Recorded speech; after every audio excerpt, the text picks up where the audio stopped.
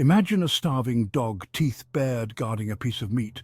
That meat is Africa, the dog a colonial power. Snatching that meat, dangerous, deadly even, but the hunger for freedom even stronger. Africa's fight for independence was a fight for survival. Generations bled and died, not for scraps, but for the right to their own land, their own destiny. Victory was sweet, but the struggle left scars. The dog, wounded but alive, watched. It had lost the meat, but its hunger remained. It learned, it adapted, it found new ways to feed. Independence came at a cost. Blood stained the land, families torn apart by violence and displacement. The fight for self-rule was a crucible, forging heroes and martyrs.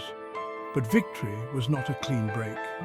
The colonial powers left, but their influence lingered, like a ghost in the newly liberated nations. Systems of oppression designed to benefit the colonizers remained. The fight for true freedom, it seemed, had just begun. The enemy was no longer a distant empire, but something closer, more insidious.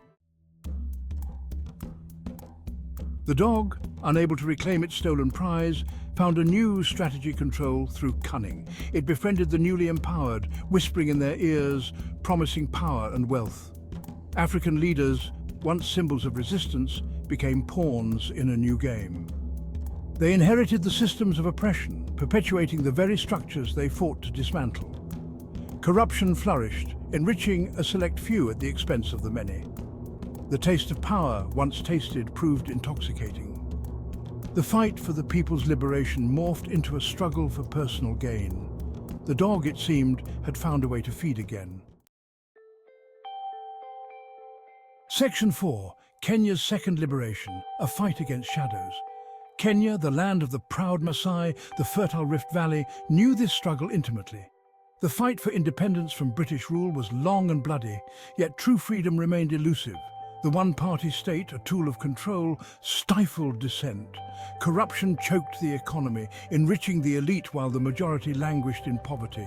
Tribalism, a weapon wielded by those in power, divided the people, turning neighbor against neighbor. But the spirit of resistance, the yearning for true self-determination, never died. Kenyans from all walks of life rose up, demanding change. The fight for a second liberation, a fight against the shadows of colonialism and internal oppression, began. Section 5. The Enemy Within, Corruption and Tribalism.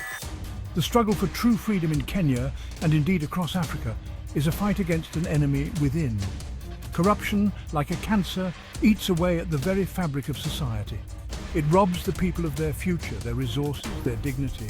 Tribalism, a tool of division, pits brother against brother, fueled by politicians who exploit ethnic tensions for personal gain. It creates artificial barriers, preventing unity and hindering progress. These are the challenges that continue to plague Kenya, that hold it back from achieving its true potential. These are the dogs that must be confronted, the chains that must be broken. Section 6. A New Dawn, the promise of unity and determination. The task ahead is daunting, but not insurmountable. The spirit of the Kenyan people, their resilience and determination offer a beacon of hope. The fight for a just and equitable society continues. Education is key. Empowering the youth, equipping them with the knowledge and skills to combat corruption and challenge tribalism is paramount. Good governance, transparency and accountability are crucial for building a better future. The journey is long, but the destination is within reach. With unity, determination and unwavering commitment, Kenya, and indeed all of Africa, can break free from the shackles of the past and embrace a brighter tomorrow. The dog, starved of its ill-gotten gains, will eventually retreat, leaving Africa to finally savor the sweet taste of true freedom.